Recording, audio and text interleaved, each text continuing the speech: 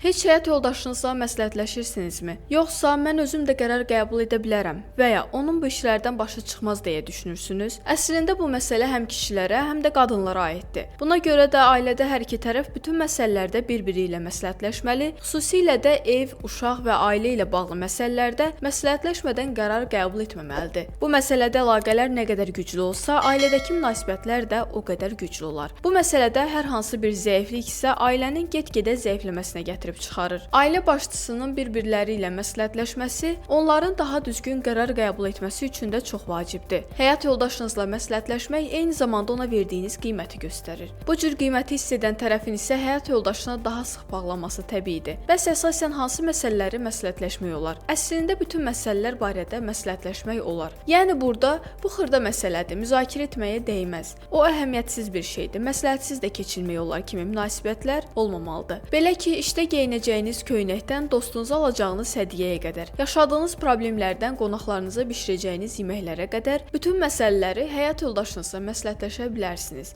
Xüsusilə də əgər bu ev, uşaq və ailə ilə bağlı məsələdirsə, qətiyyən tək başına qərar qəbul etmək olmaz. Evə nə isə alacaqsınızsa birlikdə alış-verişə çıxmalı, uşağınızın gedəcəyi məktəbə qədər bir yerdə müəyyən etməlisiniz. Bu ailənizin gələcəyi üçün də çox vacibdir.